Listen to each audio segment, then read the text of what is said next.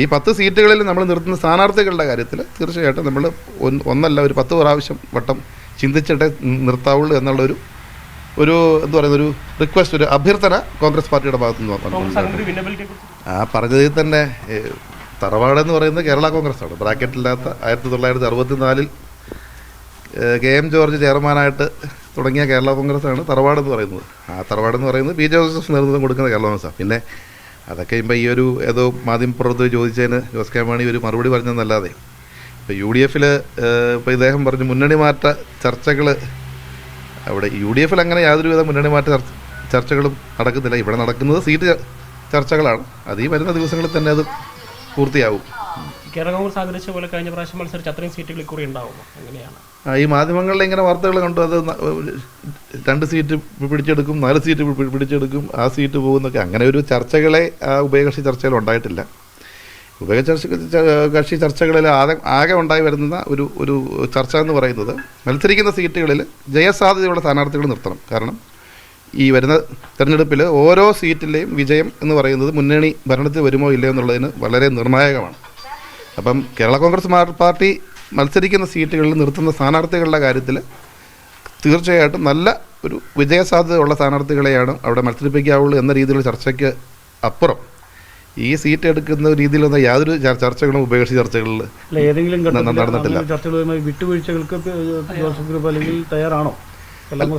അല്ല, അത് ഞാൻ പറയേണ്ട ഉത്തരമല്ല. അങ്ങനെ വിട്ടുവീഴ്ച ചെയ്യേണ്ട ഒരു സാഹചര്യം ഇല്ലെന്നേ. അങ്ങനെ ഒരു സീറ്റ് ഏറ്റെടുക്കും എന്നൊരു ചർച്ച അവിടെ വന്നാൽ മാത്രമല്ല വിട്ടുവീഴ്ചയുടെ ഒരു സാഹചര്യമുള്ളൂ. അങ്ങനെ ഒരു ചർച്ച ഉണ്ടായിട്ടില്ല. ഈ 10 സീറ്റുകളിൽ നമ്മൾ നിർത്തുന്ന സ്ഥാനാർത്ഥികളുടെ കാര്യത്തിൽ തീർച്ചയായിട്ടും നമ്മൾ ഒന്നല്ല ഒരു 10 പ്രാവശ്യം വട്ടം ചിന്തിച്ചിട്ടേ നിർത്താവുള്ളൂ എന്നുള്ളൊരു എന്താ പറയുന്ന ഒരു റിക്വസ്റ്റ്, ഒരു അഭ്യർത്ഥന കോൺഗ്രസ് പാർട്ടിയുടെ ഭാഗത്തു നിന്ന് അല്ല, വിന്നബിലിറ്റി എന്ന് പറയുന്നത് ഈ പ്രാവശ്യം ഒരു വലിയ ഫാക്ടർ ആയിരിക്കുമല്ലോ. കാരണം നമ്മൾ എന്തൊക്കെ പറഞ്ഞാലും ഈ അസംബ്ലി തെരഞ്ഞെടുപ്പ് എന്ന് പറയുന്നത് വളരെ നിർണായകമാണ്, വളരെ ടഫായിരിക്കും. അപ്പം സ്ഥാനാർത്ഥികളുടെ വിന്നബിലിറ്റി എന്ന് പറയുന്നത് ഇതിനകത്തൊരു വലിയ ഫാക്ടർ തന്നെയാണ്. അപ്പോൾ എങ്ങനെയാണ് നമ്മൾ ഈ കോൺഗ്രസ് വെച്ച ഈ നിർദ്ദേശം, അതായത് വിന്നബിലിറ്റി നോക്കിക്കൊണ്ടുള്ള സ്ഥാനാർത്ഥികളെ ചില ആളുകളെ അല്ല, അതിപ്പോൾ കോൺഗ്രസ് പറഞ്ഞാലും പറഞ്ഞില്ലെങ്കിലും പാർട്ടി സ്ഥാനാർത്ഥികളെ നിർത്തുമ്പം ജയസാധ്യതയുള്ള സ്ഥാനാർത്ഥികളെ കണ്ടെത്തി മത്സരിപ്പിക്കുക എന്നുള്ളത് ഏതൊരു രാഷ്ട്രീയ പാർട്ടിയുടെയും ഒരു പ്രാഥമികമായ ഉത്തരവാദിത്തമാണല്ലോ. അല്ലാതെ പുതിയ എന്തെങ്കിലും മാനദണ്ഡങ്ങൾ ഉണ്ടാവുമോ? കാരണം പല പേരുകളും നേരത്തെ തന്നെ പലയിടങ്ങളിലും അല്ല, ഒറ്റ മാനദണ്ഡമേ ഉള്ളൂ. നിൽക്കുന്ന സ്ഥാനാർത്ഥി വിന്നബിൾ ആയിരിക്കണം, വിജയസാധ്യതയുള്ള സ്ഥാനാർത്ഥി ആയിരിക്കണം. ഇപ്പോൾ കേരള കോൺഗ്രസ് മുന്നോട്ട് വെച്ച പല പേരുകൾ അല്ലെങ്കിൽ ഇപ്പോൾ അന്തരീക്ഷത്തിലുള്ള പേരുകൾ അത് വിജയസാധ്യത കുറവാണെന്നാണ് കോൺഗ്രസിൻ്റെ ഉന്നയിക്കുന്ന ഒരു വിമർശനം. അല്ല, അങ്ങനെ അവർ കൃത്യമായിട്ട് ഇന്ന ആളെന്നൊന്നും അങ്ങനെയൊന്നും പറഞ്ഞിട്ടില്ല. പൊതുവെ വിജയസാധ്യതയുള്ള സ്ഥാനാർത്ഥി വേണമെന്നുള്ളതാണ്. അത് തീർച്ചയായിട്ടും പാർട്ടിയും സ്ഥാനാർത്ഥികളെ നിർത്തുമ്പോൾ വിജയസാധ്യതയാണ് ഏറ്റവും വലിയ മാനദണ്ഡം. കോൺഗ്രസ് പറയുന്നത് ഇടുക്കി സീറ്റിൽ 9 പഞ്ചായത്തും കോൺഗ്രസ് ഒറ്റയ്ക്ക് ഭരിക്കുന്നു, മുനിസിപ്പാലിറ്റി കോൺഗ്രസ് ഒറ്റയ്ക്ക് കട്ടപ്പന ഭരിക്കുന്നു. അപ്പോൾ സ്വാഭാവികമായിട്ടും കോൺഗ്രസിന് അവിടെ സീറ്റിൽ മത്സരിച്ചാൽ കൊള്ളാം എന്നുള്ളൊരു ആവശ്യമാണ് DCC KPCCയോട് പറഞ്ഞിരിക്കുന്നത്. അപ്പം ഏറ്റുമാനൂരെ സംബന്ധിച്ചും അത്ര ചില അഭിപ്രായങ്ങൾ പറയുന്നുണ്ട്. അപ്പോൾ ഇത്തരം സീറ്റുകൾ സംബന്ധിച്ചുള്ള ഒരു ആവശ്യം കോൺഗ്രസ് മുന്നോട്ട് വയ്ക്കുന്നുണ്ട്. ഒരു മുന്നണി സംവിധാനത്തിൽ ഇപ്പം UDF എന്ന് പറഞ്ഞ മുന്നണിയിൽ കോൺഗ്രസ് പാർട്ടിയുണ്ട്, കേരള കോൺഗ്രസ് പാർട്ടിയുണ്ട്, മുസ്ലിം ലീഗുണ്ട്, RSP ഉണ്ട്, CMP ഉണ്ട്. എല്ലാ മേഖലകളിലും ഇപ്പം തീർച്ചയായിട്ടും ഇന്ത്യ ഭരിച്ചുകൊണ്ടിരുന്നൊരു പാർട്ടിയാണ് കോൺഗ്രസ് പാർട്ടി. കേരളത്തിലെ ഏറ്റവും വലിയ മുന്നണിക്ക് നേതൃത്വം കൊടുക്കുന്ന പാർട്ടി കോൺഗ്രസ് പാർട്ടി തന്നെയാണ്. അതുപോലെ തന്നെ മറിച്ച് LDFിലാണെങ്കിൽ CPM ആണ് നേതൃത്വം കൊടുക്കുന്നത്.